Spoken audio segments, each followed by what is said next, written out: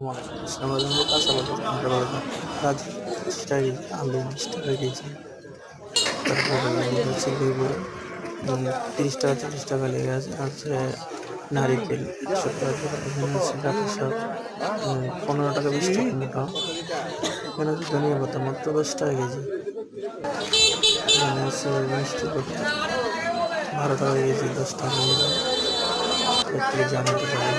মূলা মাত্র 30 টাকা কেজি মূলা, এখানে হচ্ছে কাঁচামরিচ মাত্র 40 টাকা কেজি কাঁচামরিচ, বেগুন 10 টাকা কেজি, তারপরে যেটা হচ্ছে আলু এটা 30 টাকা কেজি, শসা মাত্র 15 টাকা কেজি শসা, এখানে হচ্ছে টমেটো মাত্র 60 টাকা 70 টাকা ক্যারেট, যা আমরা 120 টাকা 30 টাকা কেজি কিনে নিয়েছি।